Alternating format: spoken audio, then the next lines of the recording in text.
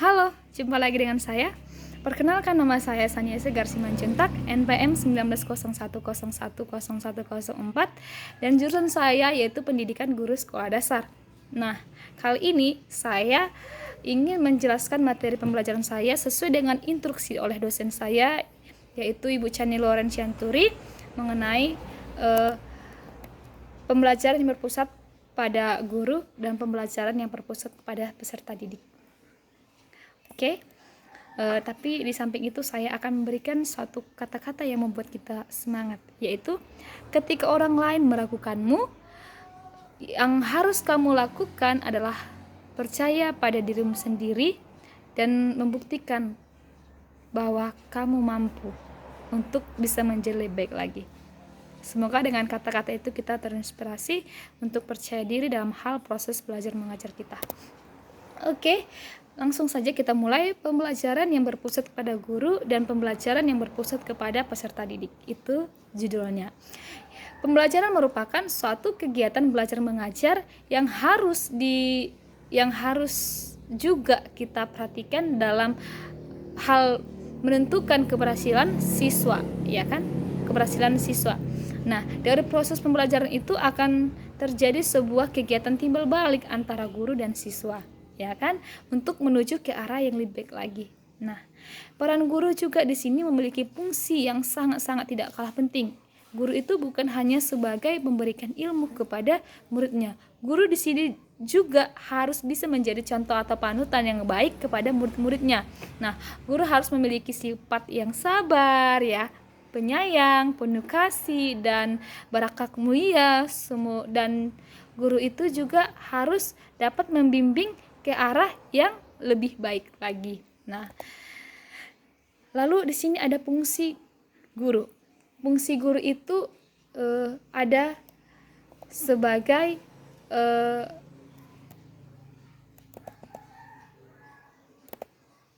fungsi instruksional, fungsi edukasional, dan fungsi manajerial, ya.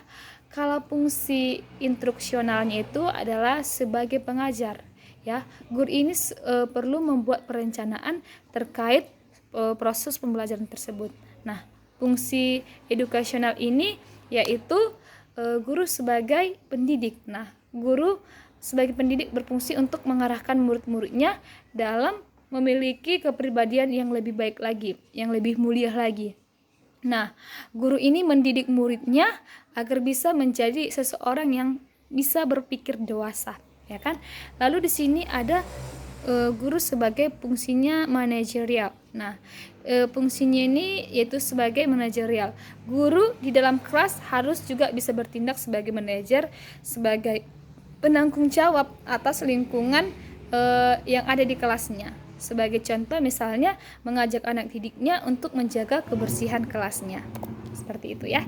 Lalu peran guru. Peran guru di sini sebagai pengendali, sebagai pembisik, ya kan? Lalu di sini juga sebagai sumber daya. Nah, berikutnya guru adalah sebagai sumber daya. Nah, sebagai sumber daya maksudnya di sini guru itu harus selalu siap memberikan bantuan kepada anak didiknya, gitu. Lalu guru sebagai penilai. Nah, di sini guru bisa menilai untuk melihat seberapa baik kinerja oleh anak didik tersebut mengenai proses pembelajaran yang diberikan guru tersebut. Oke. Untuk itu guru membuat penilaian atau pengkoreksian, ya, supaya anak tersebut bisa lebih dibenahi ibu tersebut atau guru tersebut atau bapak guru tersebut dalam hal belajarnya. Setiap anak itu pada dasarnya memiliki daya nalar atau yang berbeda-beda, ya. Jadi kita nggak bisa memaksakan anak itu harus seperti ini, harus bisa seperti ini. Oke. Lalu di sini juga guru sebagai penyelenggara. Nah, di sini juga ada guru sebagai peserta. Nah, di sini juga dibilang guru ada sebagai tutor. Nah, maksudnya di sini guru itu harus memang betul-betul mampu berperan aktif, ya. Baik dia sebagai penyelenggara dalam memberikan suatu materi pembelajaran, baik dia sebagai peserta, sebagai guru yang berinteraksi kepada siswanya, ya kan, pada lingkungan sekolah tersebut, ya kan. Guru itu bisa memberikan suatu kerjasama, memberikan pemikiran, memberikan perhatian, memberikan kayak teman ya kepada anak tersebut, menjadi seperti peserta, ya kan. Lalu guru itu sebagai tutor. Nah, guru itu memberikan pelatihan kepada anak melewat suatu pekerjaan atau proyek-proyek yang harus diselesaikan oleh anak tersebut. Nah, oke. Selain itu kita akan mempelajari atau membahas tentang peran siswa dalam belajar, ya. Peran siswa dalam belajar itu murid harus mematuhi peraturan, ya. Yang kedua, semua murid di sekolah harus menghormati guru, ya. Belajar untuk menghormati guru.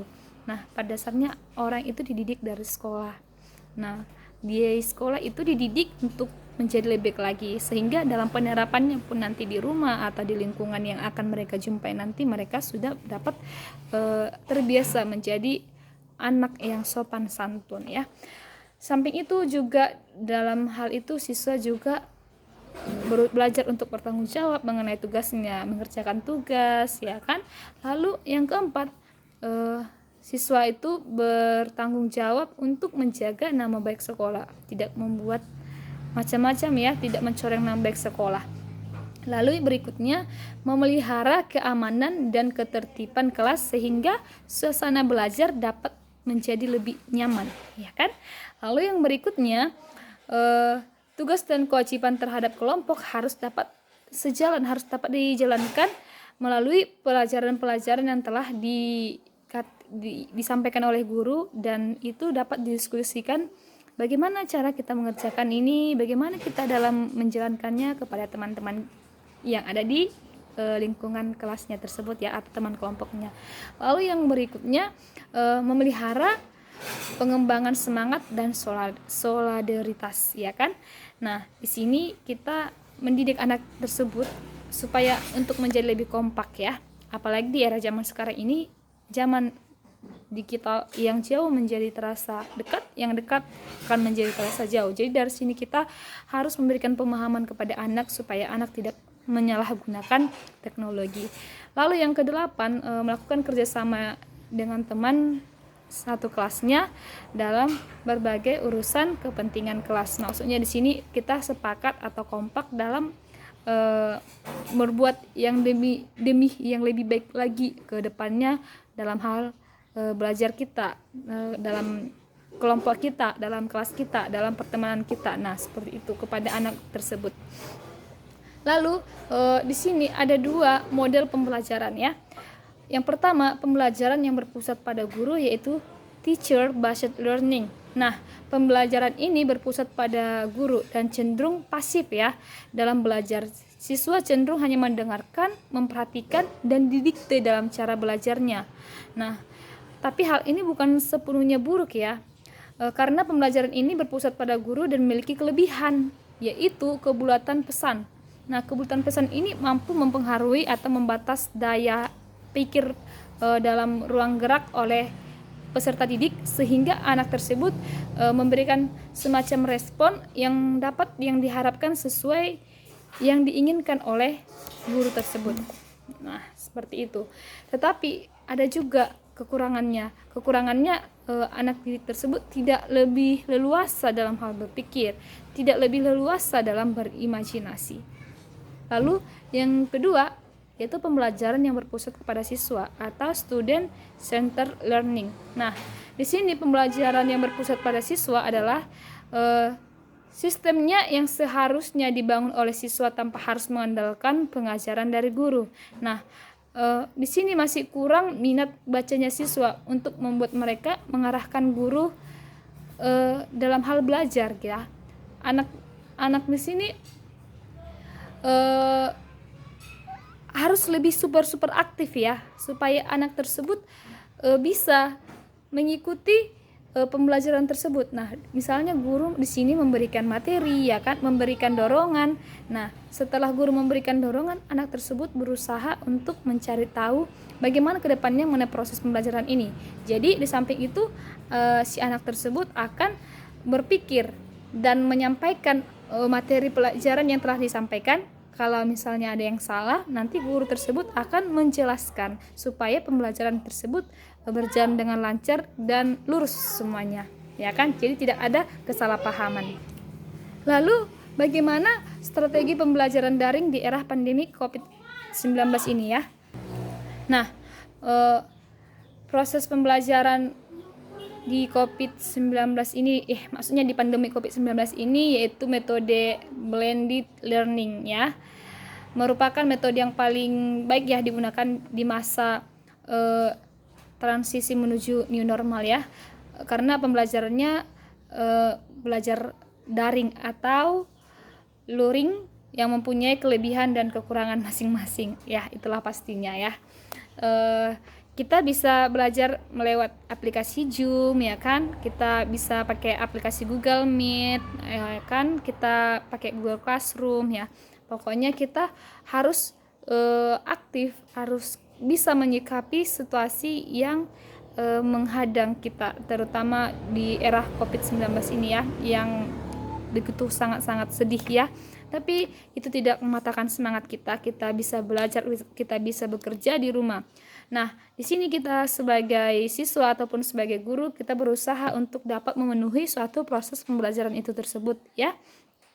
Orang tua juga berperan aktif untuk mendukung anaknya, juga mendidik anaknya dalam belajar dari rumah, dan guru juga memberikan tutor atau didikan lewat internet juga ya dalam hal seperti ini.